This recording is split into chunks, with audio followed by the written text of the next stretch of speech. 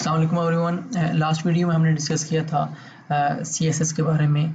आज की इस वीडियो में हम डिस्कस करेंगे कि वो कौन से 3 मेथड्स हैं जिनके थ्रू हम इंसर्ट कर सकते हैं CSS को HTML के अंदर। ओके, बेसिकली 3 टाइप्स भी कह सकते हैं CSS को यूज़ करने के 3 मेथड्स या 3 टाइप्स ऑफ CSS। ओके, तो सबसे पहले जो हम देखेंगे बेसिकली 3 CSS के हमारे पास 3 टाइप्स हैं। कौन कौन सी? पहली है जी internal CSS, inline CSS and external CSS। ये बेसिकली 3 मेथड्स हैं जिनके थ्रू हम CSS को यूज़ करते हैं HTML के अंदर। ओके, तो सबसे पहले जो लास्ट वीडियो में हमने डिस्कस किया था ये पहला वाला मेथड, इसको हम कहते हैं इनलाइन CSS। ठीक है, इसमें हमने क्या किया था? स्टाइल एट्रीब्यूट को डिफाइन किया था, फिर CSS की प्रॉपर्टी और वैल्यू का हमने यूज़ किया था। ओके, इनलाइन CSS का मतलब क्या है? इसको यहाँ पे मैं कमेंट पे कर लूँगा, इनलाइन CSS। ओके जी, अब देखें यहाँ पे इसका जो वर्ड है इनलाइन, ये वर्ड ही यहाँ पे हमें इसका मीनिंग शो कर रहा है। इनलाइन मीन्स के उसी लाइन के अंदर आपने जब स्टाइलिंग देंगे, उसी लाइन के अंदर जिस भी टैग को हमने स्टाइल करना होगा तो इनलाइन, ठीक है, मीन्स कि उसी लाइन के अंदर हम उसको स्टाइलिंग देंगे, उसे हम कहेंगे इनलाइन स्टाइलिंग। ओके, तो ये हमारे पास पहला मेथड है HTML के एलिमेंट्स को स्टाइल करने का। कौन सा? Inline CSS। ओके, इसके थ्रू हमने स्टाइल एट्रीब्यूट लिखना है बेसिकली, और जब भी हम इनलाइन CSS यूज़ करेंगे तो हमने वो जो पहला स्टार्टिंग एलिमेंट होगा, ठीक है, उसके अंदर, ठीक है, हमने इसको यूज़ करना है। ठीक है, एंडिंग एलिमेंट को नहीं छेड़ना, ending element as it is रहेगा, एंडिंग जो टैग है हमारे पास। ठीक है जी, तो स्टार्टिंग टैग में हमने एट्रीब्यूट यूज़ करना है style is equal to within double quotes जो भी CSS की प्रॉपर्टी का नाम है, और फिर कॉलन एंड देन वैल्यू के बाद सेमी कॉलन। ओके, अगर हमने कोई और प्रॉपर्टी भी यूज़ करनी है तो अदरवाइज सेमी कॉलन की ज़रूरत नहीं है। ठीक है, तो ये था हमारे पास इनलाइन CSS, जिसको हमने लास्ट वीडियो में डिस्कस किया था, और इस तरीके से हमारे पास यहाँ पे स्टाइलिंग शो हो रही थी। ओके जी, दूसरी हमारे पास टाइप है इंटरनल CSS। ओके जी, तो इंटरनल CSS का मतलब क्या है कि उसी पेज के अंदर, ये जो हमने जो भी HTML पेज होगा उसी पेज के अंदर, मींस कि इंटरनल स्टाइलिंग हम कहाँ पे देंगे? हेड टैग के अंदर। ये मत देखिए हमारे पास हेड टैग यहाँ पे स्टार्ट हो रहा है, यहाँ पे एंड हो रहा है, तो हेड टैग के अंदर हम लिखेंगे स्टाइल टैग, और स्टाइल टैग के अंदर अब हम क्या करेंगे? यहाँ पे CSS के सिलेक्टर्स को यूज़ करेंगे बेसिकली। ठीक है जी, हेड के अंदर स्टाइल टैग देंगे और यहाँ पे अब हम क्या करेंगे? सिलेक्टर्स यूज़ करेंगे, मीन्स कि एलिमेंट्स को सिलेक्ट करेंगे। हमारे पास पेज के अंदर जिस भी एलिमेंट को हम स्टाइल करना चाहें, ठीक है, तो उस एलिमेंट को यहाँ पे हम सिलेक्ट करेंगे, ठीक है, उसका नाम लिखेंगे, फिर उसके अंदर CSS की प्रॉपर्टी और वैल्यू लिखेंगे। फॉर एग्जाम्पल, जैसे हमारे पास ये हेडिंग 2 है, हेडिंग 2, ठीक है, इसको मैं स्टाइल दूंगा हेडिंग 2 को, तो हेडिंग 2 को मैं क्या करूँगा? यहाँ पे सिलेक्ट करूँगा। सिलेक्ट करने के लिए मैं यूज़ करूँगा उसका नाम हेडिंग 2 H2 को हमने यहाँ पे सिलेक्ट कर लिया। सिलेक्ट करने के बाद करली ब्रैकेट्स डालेंगे, curly bracket start and curly bracket end. Okay जी, H2 को हमने सेलेक्ट कर लिया। अब यहाँ पे हम क्या करेंगे? CSS की प्रॉपर्टी का नाम लिखेंगे। प्रॉपर्टी का मैंने नाम लिखा कलर, और उसको कलर में देता हूँ ब्लू। ओके, ताकि डिफरेंस आपको नजर आए, कलर ब्लू। ओके जी, H2 को मैंने सेलेक्ट किया, H2, ठीक है, और H2 को सेलेक्ट करने के बाद CSS की प्रॉपर्टी का नाम क्या लिखा मैंने? कलर, कॉलन एंड देन उसकी value and then semicolon. ठीक है, ये चीज़ सेम रहेगी। ठीक है, जैसे यहाँ पे था कलर कॉलन रेड, इस तरीके से हमने यहाँ पे लिखा कलर कॉलन ब्लू। ठीक है, वैल्यू आप जो मर्जी दें, ठीक है, वैल्यू एक से ज़्यादा भी हो सकती है, प्रॉपर्टी एक ही होगी सिंगल, वैल्यू, ठीक है, डिफरेंट हो सकती है। ओके जी, अब इसको सेव करके हम रन करते हैं, तो ये देखिए हमारे पास जो हेडिंग 2 है उसका कलर ब्लू हो चुका है। ठीक है, इस तरीके से इसको हम जो है सेंटर अलाइन करते हैं। टेक्स्ट अलाइन को हम सेंटर में शो करना चाहें तो टेक्स्ट अलाइन सेंटर करेंगे, तो ये देखिए हमारे पास ये सेंटर में शो हो गया, सेंटर अलाइन हो गई है। ठीक है जी, तो ये क्या था? This is internal styling. ठीक है जी, इंटरनल स्टाइलिंग। यहाँ पे इसको मैं कमेंट भी कर देता हूँ, इंटरनल स्टाइलिंग। ओके जी, इंटरनल स्टाइलिंग। उसको मैंने कमेंट भी कर दिया। इंटरनल स्टाइलिंग, ये थी हमारे पास दूसरी इंटरनल स्टाइलिंग। अब जो हमारे पास इनलाइन स्टाइलिंग है और इंटरनल है, इन दोनों में क्या डिफरेंस है? इनलाइन के अंदर अगर आपने किसी एलिमेंट, किसी स्पेसिफिक एलिमेंट को कोई यूनिक स्टाइल देना हो तो उस टाइम हम यूज़ करते हैं इनलाइन स्टाइलिंग, ठीक है। इंटरनल स्टाइलिंग में क्या होगा कि अगर हमने एक से ज़्यादा एलिमेंट्स को सेम स्टाइल देना हो, ठीक है, तो उसके लिए हम यूज़ करते हैं इंटरनल स्टाइलिंग। ओके, अब यहाँ पे देखें, जैसे फॉर एग्जांपल यहाँ पे मैंने लिखा है H2, ठीक है जी। अभी फॉर एग्जांपल अगर यहाँ पे आपके जो ये जो टैग्स हैं, ठीक है, इन टैग्स के अंदर कहीं और अगर H2 एलिमेंट होगा तो उसको भी देखें सेम स्टाइलिंग मिलेंगी। देखिए यहाँ पे मिल गया है, हमने H2 नीचे भी कहीं डिफाइन किया हुआ है। अब देखें इस H2 को भी ये भी सिलेक्ट हुआ हुआ है, ठीक है। मीन्स कि H2 जो जब मैंने यहाँ पे लिखा, ठीक है, H2, इसका मतलब है कि आपके इस पेज के ऊपर, ये जो इंडेक्स वाला पेज है, इसके अंदर जितने भी H2 एलिमेंट्स यूज हुए सब पे ये स्टाइलिंग अप्लाई हो जाएगी, ठीक है। चेक करते हैं, ये हमारा पेज है, स्क्रॉल डाउन करें तो देखिए नीचे हमारे पास H2, देखें ये देखें H2, ये भी H2 डिफाइन हुआ है, ये सेंटर में लाइन हो गया, उसका कलर ब्लू हो गया, ठीक है। ये भी H2 है, ये भी H2, मीन्स कि जितने भी H2 हमने डिफाइन किए हुए थे अपने इंडेक्स वाले पेज के अंदर, होम पेज के अंदर, सबके ऊपर सेम स्टाइलिंग अप्लाई हो गई है, ठीक है। इसका मतलब क्या हुआ कि जब भी हमने जो वो एलिमेंट्स जिनको हमने सेम स्टाइल देना हो, ठीक है, तो उनके लिए हम यूज़ करेंगे इंटरनल CSS, ठीक है। ये सिंपल यहाँ पे आके लिखें उसका नाम, एलिमेंट का नाम, और उसको अब यहाँ पे आप जितनी भी CSS की प्रॉपर्टीज लिखते जाएंगे वो स्टाइल ऑटोमेटिकली उन सब एलिमेंट्स के ऊपर अप्लाई हो जाएगा। लेकिन इन लाइन के अंदर क्या होगा कि वो जो स्टाइलिंग है वो स्पेसिफिकली सिर्फ उसी एलिमेंट के ऊपर जाके अप्लाई होगी, वो किसी और एलिमेंट के ऊपर अप्लाई नहीं होगी, ठीक है जी। इस तरीके से हमारे पास जो थर्ड टाइप है जी हमारे पास एक्सटर्नल CSS। अभी तक हमने डिस्कस किया है इनलाइन, फिर इंटरनल, ठीक है, स्टाइलिंग या internal CSS, okay, internal styling और CSS, ठीक है जी। थर्ड है हमारे पास एक्सटर्नल CSS या एक्सटर्नल स्टाइलिंग। तो उसको हम किस तरीके से डिफाइन करते हैं?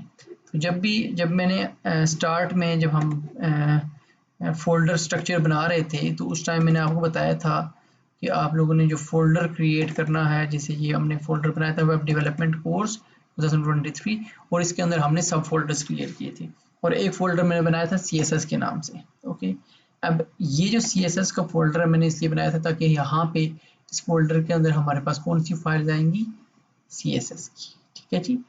तो अभी हम क्या करेंगे, एक्सटर्नल CSS वाली फाइल यहाँ पे डिफाइन करेंगे। तो एक्सटर्नल CSS फाइल हमने डिफाइन करनी है इस CSS फोल्डर के अंदर, तो इसको हम सेलेक्ट करेंगे। सेलेक्ट करने के बाद इस ऑप्शन पे क्लिक करें, ठीक है, न्यू फाइल, और यहाँ पे इसका नाम रखें स्टाइल, फिर एक्सटेंशन क्या होगी इसकी, .css, ठीक है जी। स्टाइल नाम जो मर्जी रखें, ठीक है, बट बेस्ट प्रैक्टिस में क्या आता है कि हम स्टाइल नाम रखते हैं उसका, क्योंकि हमने CSS का मतलब ये क्या है कि स्टाइलिंग है, तो मैंने इसका इसलिए फाइल का नाम रखा है स्टाइल, ओके जी। मोस्टली डेवलपर्स जो भी CSS की फाइल का नाम होता है उसको स्टाइल ही रखते हैं, ओके जी। तो मैंने इसका नाम रखा स्टाइल, और एक्सटेंशन क्या है, CSS mean cascading style sheet. जिस तरह से हमारे पास जो HTML की फाइल थी उनकी एक्सटेंशन क्या थी, .html, तो इसकी क्या है, .css, ठीक है जी। मैंने लिखा स्टाइल .css, तो हमारी ये जो फाइल है ये क्रिएट हो चुकी है। ये देखिए फोल्डर के अंदर भी ये फाइल आ चुकी है, और इसका जो फॉर्मेट है देखिए, टाइप क्या शो हो रही है, सोर्स फाइल CSS, ठीक है जी, type CSS source file, okay जी। अब हम क्या करेंगे, इसके अंदर CSS का कोड लिखेंगे, ओके जी। जब भी हम CSS की फाइल क्रिएट करेंगे तो यहाँ पे हमें कोई HTML की तरह कुछ भी लिखने की ज़रूरत नहीं है, ठीक है। जो जिस तरह से हम HTML के अंदर इस तरीके से ये लिखते हैं, ये सारी चीज़ें ऐसी इसकी ज़रूरत नहीं है, ठीक है। हमने जस्ट लिखा style.css। अब हम क्या करेंगे, डायरेक्टली यहाँ पे जिस भी एलिमेंट को हमने स्टाइल देना है उस एलिमेंट को सिलेक्ट करेंगे, जैसे हमने इंटरनल CSS के अंदर या इंटरनल स्टाइलिंग के अंदर सेलेक्ट किया था। अब हम क्या करेंगे, एक्सटर्नल CSS के अंदर भी जिस भी एलिमेंट को स्टाइल देना होगा उसको सेलेक्ट करेंगे और फिर उसको स्टाइलिंग देंगे। अब जैसे हमारे पास यहाँ पे P टैग है, मीन्स के पैराग्राफ, अब इस पैराग्राफ को मैं स्टाइलिंग दूंगा तो मैं यहाँ पे लिखूंगा P मैंने क्या किया, इस एलिमेंट को सिलेक्ट कर दिया, ये मेरे पास सिलेक्टर है बेसिकली, ठीक है। एलिमेंट सिलेक्टर, अभी हम कौन सा यूज़ कर रहे हैं, एलिमेंट सिलेक्टर, ठीक है जी। सिलेक्टर्स की भी डिफरेंट टाइप्स होती हैं, उनको हम अलग से वीडियो में डिटेल में डिस्कस करेंगे। करंटली आप याद रखेंगे एलिमेंट को सेलेक्ट करने के लिए हम एलिमेंट का नाम लिखेंगे, करली ब्रैकेट स्टार्ट, करली ब्रैकेट एंड, और फिर यहाँ पे हम लिखेंगे CSS की प्रॉपर्टी का नाम, उसकी वैल्यू, और जिसे मैं इसको कलर देता हूँ, कलर ग्रीन, ठीक है, कलर ग्रीन। में जो पैराग्राफ है, पैराग्राफ को हमने कलर दे दिया ग्रीन। अब आगे देखते हैं जी कि वो अप्लाई हुआ है कि नहीं। रिफ्रेश किया तो इस पैराग्राफ का हमारे पास कलर चेंज नहीं हुआ। चेंज क्यों नहीं हुआ, क्योंकि ये हमारे पास एक्सटर्नल स्टाइल शीट है। अब एक्सटर्नल स्टाइल शीट को जब तक हम इस इंडेक्स वाली फाइल के साथ लिंक नहीं करेंगे तब तक इसके ऊपर ये जो स्टाइलिंग है अप्लाई नहीं होगी। तो लिंक करने के लिए हम क्या करेंगे, हम जाएंगे हेड के अंदर, और हेड के अंदर जाके हम यहाँ पे लिखेंगे लिंक टैग। ओके जी, लिंक टैग मैं लिखा लिंक, और फिर इससे सेलेक्ट करनी चाहिए लिंक, एंड देन ये लिंक टैग। और लिंक में पहला एट्रीब्यूट है रेल। रेल मीन्स रिलेशनशिप क्या है, स्टाइल शीट। और href के अंदर हम क्या करेंगे, अपनी जो CSS की फाइल है उसका नाम यहाँ पे नाम लिखेंगे। href में हम पाथ दे देंगे CSS वाली फाइल का। अब यहाँ पे मैंने डायरेक्ट लिंक के बाद सेलेक्ट किया है, वहाँ पे ऑप्शंस शो हो रहे थे, तो यहाँ पे डायरेक्ट उसने पाथ भी दे दिया है, ठीक है। मीन्स कि VS स्टूडियो कोड में आप बहुत सारी चीज़ें जब आप यूज़ करेंगे तो आपको खुद ब खुद समझ आएंगी, ठीक है। अगर इन केस यहाँ पे ये नहीं आता, ठीक है, मैं इसको दोबारा यहाँ से इसको रिमूव करता हूँ, मैं खुद से लिखता हूँ लिंक, ठीक है जी, सिंपल एंटर करता हूँ, दैट्स इट, ठीक है। तो अभी देखिए यहाँ पे इसने खुद से फाइल का नाम लिख के कंप्लीट नहीं किया, ठीक है। तो ये डिफरेंट वेज हैं ये जो VS स्टूडियो कोड है उसको यूज़ करने की। तो अब डायरेक्टली उस तरीके से भी यूज़ कर सकते हैं।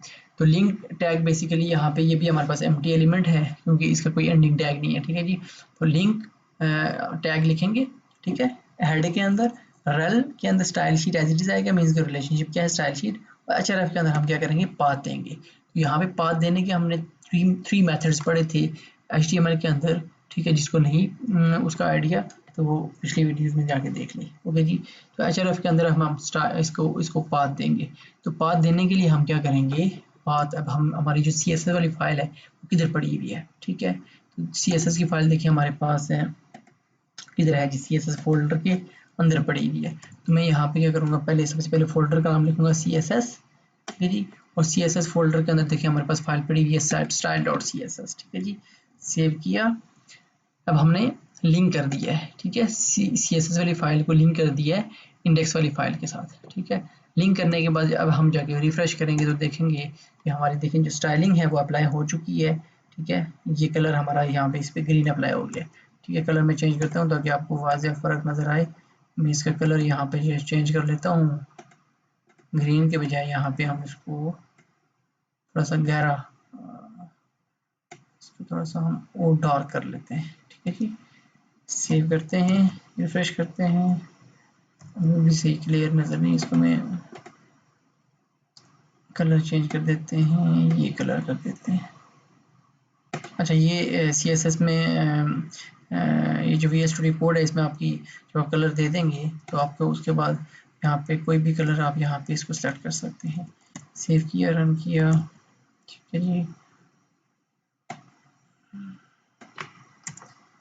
रेड कलर स्क्रीन पे क्लियर विजिबल नहीं हो रहा है, इसलिए मैं इसका कलर चेंज कर रहा हूँ। तो ये देखेंगे हमारे पास रेड कलर शो हो गया है पैराग्राफ का। तो जो भी पैराग्राफ देखें हमारे पास, जितने भी पैराग्राफ डिफाइन हुए थे सबका कलर क्या हो गया है, रेड हो गया। पूरे पेज में जितने भी पैराग्राफ हमने डिफाइन किए हुए सबका कलर क्या हो गया जी, रेड हो गया है, ठीक है। तो अभी हमने क्या डिफाइन किया था कि अगर हम जिस तरह से हमने इंटरनल CSS में H2 को सेलेक्ट किया था तो हमारे पेज के अंदर जितने भी H2 एलिमेंट थे सबका कलर चेंज हो गया। इस तरीके से एक्सटर्नल स्टाइल शीट के अंदर हमने पैराग्राफ को सेलेक्ट किया, P एलिमेंट को सेलेक्ट किया, तो हमारे यहाँ पे जो इंडेक्स वाला पेज है इसमें जितने भी पैराग्राफ P के नाम से जो भी टैग्स थे, ठीक है, उन सबका कलर देखें, ये भी P टैग है, ये भी P टैग है, उन सबका कलर क्या हो गया, रेड हो गया है, ठीक है। उन सबका कलर क्या हो गया जी, रेड हो गया है, ठीक है। तो ये हमारे पास 3 टाइप्स हैं CSS की, inline CSS, internal CSS and external CSS, या फिर इनको हम कह सकते हैं 3 वेज हैं CSS को यूज़ करने की HTML के अंदर, ठीक है जी। जिसमें हमने इनलाइन CSS को देखा, इंटरनल को देखा और एक्सटर्नल को डिफाइन किया। तो इन तीनों मेथड्स को आपने याद रखना है। अब यहाँ पे एक क्वेश्चन रेज होता है कि सबसे बेहतर क्या है। सबसे पहले हमने इनलाइन को देखा, फिर इंटरनल को, फिर एक्सटर्नल को, ठीक है जी। तो सबसे इन तीनों ऑप्शंस में से सबसे बेहतर ऑप्शन कौन सा है कि हम कौन सी जो है CSS की टाइप यहाँ पे कौन सा मेथड हम यूज़ करें स्टाइलिंग के लिए। तो उसके लिए उसका आंसर ये है कि सबसे जो बेस्ट मेथड है वो ये है कि आप एक्सटर्नल CSS को यूज़ करें। उसका फ़ायदा क्या होगा कि एक्सटर्नल जब हम CSS यूज़ करेंगे तो यहाँ पे जो भी हमारे पास देखें, हमारे पास कोड की रीडेबिलिटी इंक्रीज़ होगी। रीडेबिलिटी कैसे इंक्रीज़ होगी कि HTML का जो भी कोड है वो अलग फाइल में डिफाइन होगा और CSS का कोड अलग से फाइल में डिफाइन होगा, ठीक है। उससे क्या होगा कि हमें पता होगा कि हमारा जो CSS का जितना भी कोड है वो अलग से सिर्फ इसी फाइल के अंदर पड़ा हुआ है, तो हमें उसको HTML की फाइल के अंदर से ढूंढने की ज़रूरत नहीं पड़ेगी, ठीक है। इसका एक तो एडवांटेज ये है कि कोड की रीडेबिलिटी इंक्रीज होगी, आपका जो कोड है वो मिक्स नहीं होगा, ठीक है। आपको पता होगा कि आपका जितना भी CSS से रिलेटेड जो भी कोड है वो CSS में अलग से फाइल में पड़ा हुआ है। आपने जो भी चेंजिंग करनी होगी तो आप अलग से उस फाइल में जाके चेंज कर लेंगे, ठीक है जी। तो इन केस अगर आपने किसी स्पेसिफिक यूनिक किसी भी एलिमेंट को यूनिक स्टाइल देना है, ठीक है, तो उस केस में आप जाके इनलाइन CSS को यूज़ कर सकते हैं, ठीक है। बट उसके लिए भी हमारे पास मेथड है कि आप यूनिकली किसी भी एलिमेंट को किस तरीके से स्टाइल दे सकते हैं कि एक्सटर्नल CSS को यूज़ करने का, ठीक है। तो उसमें हमने 2 एट्रीब्यूट्स जो हैं वो डिफाइन HTML में डिफाइन उस टाइम यूज़ नहीं किए थे, ठीक है। एक को हम कहते हैं क्लास, एक को कहते हैं ID, ठीक है। वो क्लास और ID को अब हम चूँकि उनका जो यूजेज था वो CSS के अंदर था, इसलिए मैंने वहाँ पे डिस्कस नहीं किए थे। तो जो हमारे पास ID और क्लास है उसको हम CSS के लेक्चर्स में डिफाइन करेंगे, ठीक है। और उसमें मैं आपको बताऊँगा कि किस तरीके से आप स्पेसिफिकली किसी एलिमेंट को अगर यूनिक स्टाइल देना हो तो आप किस तरीके से एक्सटर्नल CSS को यूज़ करते हुए उसको आप यूनिक स्टाइल दे सकते हैं, ठीक है जी। तो अभी के लिए इतना ही। इसमें हमने तीनों स्टाइल्स को डिफाइन किया है।